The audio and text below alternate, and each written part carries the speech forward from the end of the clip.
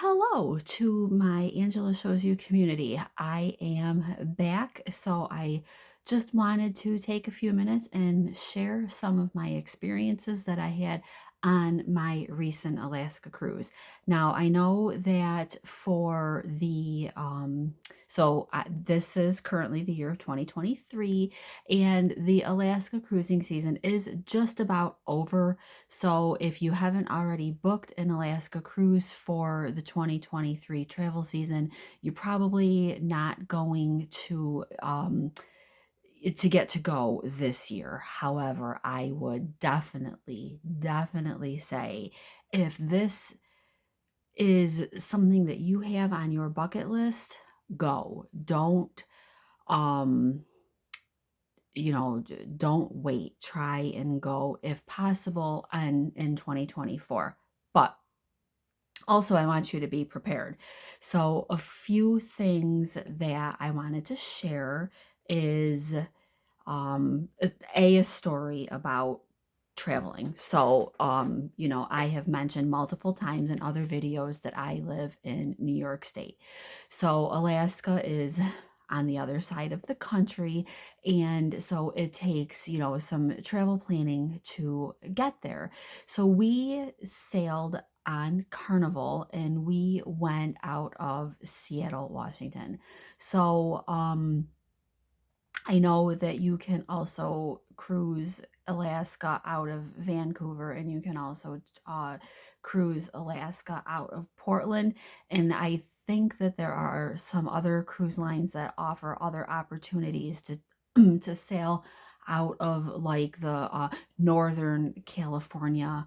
And those tend to be a little bit longer. Last I was looking, some of those ones are like 10 days, or maybe even 12 or 14 days, depending on how many ports that you are going to, etc. Um, and it's longer because it's a little bit farther away. But what I would like to just recommend again, I had mentioned this in a previous video, and it's worth stating again. In case you didn't see the other video, I will link to it. But it was the travel ideas and tips. I just want to say again, so when my husband and I were flying out, we left from our home city. What one time when we traveled out actually to Vegas, we flew out of Buffalo, New York, but we decided this time to fly in and out of our home city because it was easier to get a ride to and from the airport so that we didn't have to leave a car there.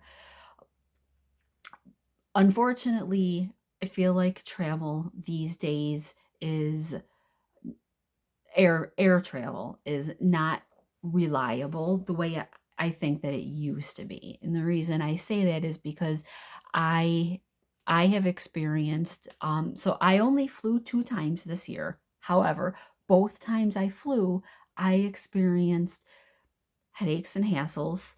I have friends who have traveled this year, and they have also experienced delays and headaches. That are all related to the airlines. When we flew in February, my friends and I, we all lost a full day of our vacation due to travel issues that were, directly related to flying. Um, I have another friend who flew out and she was running a road race, and she was also going out to the West Coast, and she experienced some travel delays as well. Now I know that there's the wildfires going on in Hawaii, and I'm sure that those things affected air travel on the West Coast. So, my whole point though is that if you are taking a vacation and you are making a financial investment, make sure that you get to where you're going in enough time. Now, if you're just taking a vacation and it doesn't matter as much, you can probably be a little bit more flexible. So, our cruise actually went out on a Tuesday, and so we opted to fly out to Seattle on Sunday. There was two reasons for this. First reason being I've never been to Seattle before, and I wanted to hit up some of the big tourist things. I wanted to go to the Space Needle. I wanted to go to the aquarium. I had also hoped to do a couple other things, but we really just kind of ran out of time. We checked out the Pikes Market, which was very cool. We didn't see the whole thing, so excuse me, we do want to go back to the area. Seattle definitely has a lot to do, a lot of fun things. There's a lot to see. So we went in August, and I will say that it was very chilly in the morning, and then it really warmed up though quickly. Um, Late morning, 10, 11 o'clock, it really started warming up, but it was definitely chilly first thing in the mornings. So we were there, we flew in on Sunday, and then we were there all day Monday, and we had, a good portion of the day on Tuesday as well. So it was chilly Monday morning and Tuesday morning. Um, you know, to the point where you could probably get away, ladies, with maybe like capris. It also probably depends on where your hotel is. Are you going to want to go back to your hotel to change if you wear jeans or something heavier?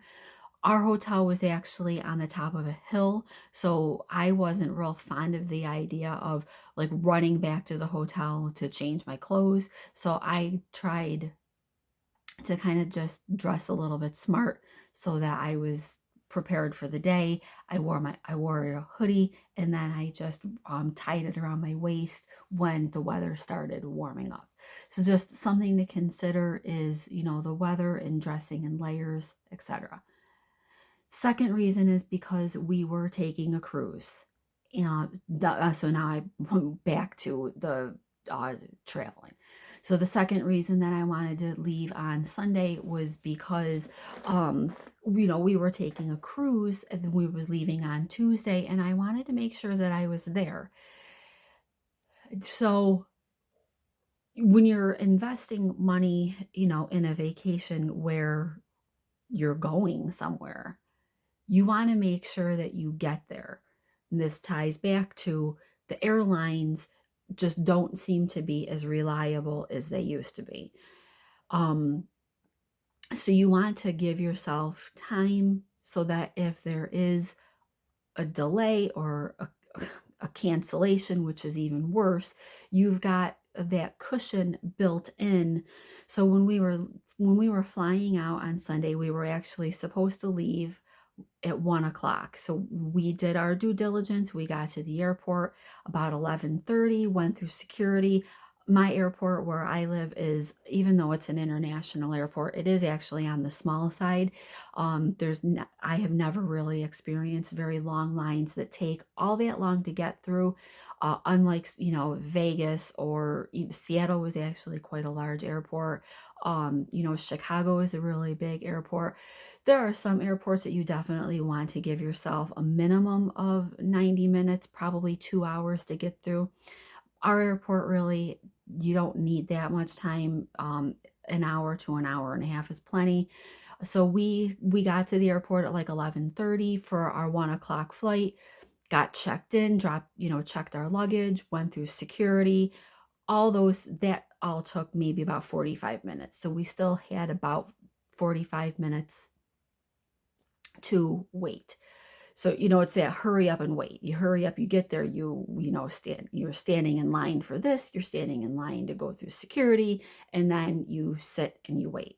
Well, so our flight ended up being delayed, and, it was 10 minutes, 10 minutes, 10 minutes. And the next thing we knew, we were delayed an hour. Now, we only had like an hour and 10 minutes to catch our connecting flight. I think what saved us is because they kept saying that they were watching. They were watching two cities. Chicago was one of them, and I don't remember what the other one was. Denver, maybe. Oh well, Final Destination. So they were watching Seattle, and I think it was Denver was the other one. I think what saved us was that the guy at the counter kept saying there's 20 people that are flying to Seattle. I think had it only been the two of us and we were delayed, we probably would have missed our flight. However, our connecting flight in Chicago, it actually waited. Although they probably only really had to wait a few minutes. So we ended up being delayed for an hour. So we literally were cutting it close. We got on, we ran from where we got off and we ran to get on the connecting flight, and we literally grabbed the first seats that we could find because the plane had already boarded. They were literally waiting for the 20 people who were coming from Rochester into Chicago to go on to Seattle. And they kept saying, there's 20 of you, they're going to wait, there's 20. And I would assume that that was actually not a call from the pilot. I'm sure that was a call from the airline, because they're the ones that have to spend all that time helping customers find alternate arrangements. So I'm sure, I'm completely convinced that it wasn't the pilot that was kind enough to wait. I'm sure that it was the airline saying, there's 20 people, you will wait. But that that's stressful. And that was, I was like, oh my goodness, had we been flying out the day of our vacation, our cruise, I would have been a wreck, because you keep seeing on the screen it's delayed 10 minutes. It's 10 minutes more. It's 10 minutes more, and the next thing you know, you're at an hour. Now you're running the risk of missing your connection, and then what? I cannot urge anybody enough. Fly out at minimum the day before. And the reason I say that is because when we flew out to Vegas earlier this year, we ended up with a flight that had to be rescheduled to the next day. So if you're flying out the day before, you've got a little bit of wiggle room should you encounter a delay that causes you to fly the next day instead of the day of. If you're on early enough, you'll still make the port in time, but it's just so stressful. So I was actually listening to a YouTube video yesterday, and they were talking about this family who was doing this huge Alaskan vacation. And it was not only a cruise, but it was also like this big land tour that they were doing. And they opted, now I booked my airfare completely separate from the cruise, but apparently this family had booked their airfare right through the cruise line, and the cruise line had them flying out day of. And I guess from what they were saying, the story was that the family actually questioned that and called the cruise line, and the cruise line told them, it'll be fine. Well, guess what? It wasn't. And the family, I guess they didn't purchase insurance. And, the cruise line pretty much said that because their flight was canceled, like they were not eligible for a refund of the cruise, even though the cruise line was the one that told them it'll be okay, but it wasn't. And, so it's just it's a gigantic storm of events that all happen to line up not in this family's favor, and probably a bunch of lessons learned. But I take information like that and I'm like, I don't want that to be me. Now, granted, this was a large family, and like I said, they had their airfare, they had the cruise and a land, so they were in this for like buku dollars. We were only doing the cruise. Yeah, it was, pricey, but you know, we wouldn't have been out tens of thousands of dollars had we missed it. However, disappointment for sure. Um, so another thing that I just kind of want to say about Alaska, you know, I would encourage anybody, if this is a bucket list trip for you, to take it, but save up for it. I will say that I anticipated it to be pricey. It was more expensive than I actually had even anticipated. Seattle was very expensive, and everything in Alaska was also expensive. The the excursions on the cruise line were the most out of the cruises that we've taken. All the excursions in Alaska were the most money that I've ever seen any excursion costing. Um, there are some ports, and I can go into this in a little bit more detail on another video. I want to kind of write things up and make notes, because there are some ports that, like Ketchikan, for example, there's a lot right there. Like right when you get off at the cruise terminal, um, there's a lot to do right there that you don't necessarily need to book an excursion through the cruise line. You would still be okay to venture off and do things.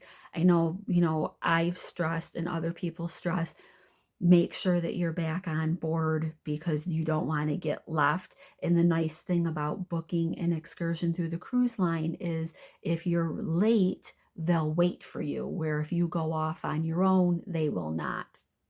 But I will break out in another video what you could do at the various ports without really probably having to worry too much.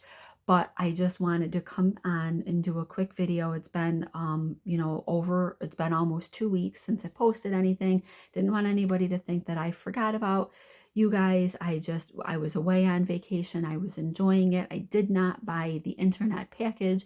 I was able to hop on, you know, because we were still in the United States. So when we were off on port, I was able to like connect on Facebook. I did upload a video of some beautiful scenery that we saw at Tracy Arm Fjord. I hope that you'll take, it's only like 30 seconds. It was beautiful. It was absolutely amazing. So I do hope that when you are planning your vacation, that you will take my advice into consideration. Go out a day before, 2 days if budget allows it. I tend to book early so that I can get things, you know, kind of prepaid for and taken care of and out of the way. If you're traveling like I did across the country, then it's nice just to have an extra day anyway, because then you have time to explore the city that you are cruising out of, and you know, kind of just take in all the touristy things that are offered at where you're going. Many of the cruise terminals are in great destinations to begin with. You know, we cruised out of New Orleans. New Orleans is so much fun. You know, if you're cruising out in Miami or Charleston, South Carolina, or even New York City, so many of the cruise ports are in fun locations, and there's things to do. So it's worth going a day ahead anyway, just so that you can um, you know, extend your vacation a day or two and check out all of the sites from the city where you're cruising out of, or take advantage if you have the time when you come back, and maybe stay a day or two when you get back, um, and check things out post cruise and get your land legs back. So I do hope that you found this helpful. I am going to share, like I said, my thoughts on things that you could do on your own at some of the ports, and not run the risk of, you know, being left behind by your cruise ship. But I hope that you'll consider giving this video a thumbs up and subscribe to Angela Shows You if you haven't already. I did find a fabric store while I was in Juneau, and I purchased this fabric. So we are going to be making something out of this. I actually had got to talking with the owner of, I think she was the owner of the store anyway, and I told her, I told her that I was looking for something that was different that I couldn't find, at any of my local stores. And she was telling me that just because of their location, she said, they have very regional deliveries. And she said nothing that they had in their store, you find other places. And I will say, I spent probably about a half hour, maybe not, probably not a full half hour, but close to it. But I spent some time in there and I looked at everything that was on. It was a very small store, but I did look at all the bolts that they had on their shelves. And I will say that I didn't see in there anything that I have seen at my local craft stores. So that was awesome. I, suspect that she, was telling the truth when she said that they get very regional deliveries just because of their location. And I'll look up the name too, because she said that they do have a website and they do ship. Um, just be prepared. I bought 2 yards of this. This was $15 a yard. Definitely more than I ever looked to spend on fabric, but I really wanted something that was different, and something that was going to, when I use whatever I make out of this, I will remember my Alaskan vacation. So it was worth it to spend a little bit more because I got something different and special. So more to come. We're going to do something with this in an upcoming video. But this is beautiful. You can't really see, but it does have a little bit of a shimmer in it. And I loved the wolves on it. So more to come with this, more to come with some things to do at some of the ports and shopping at some of the ports too. I want to break out for everybody the most expensive ports, the smallest ones, and where I found shopping to be the best bang for your buck. So more to come. Please give a thumbs up and please subscribe so that you don't miss out on any of our future content. Thanks. Have a great day.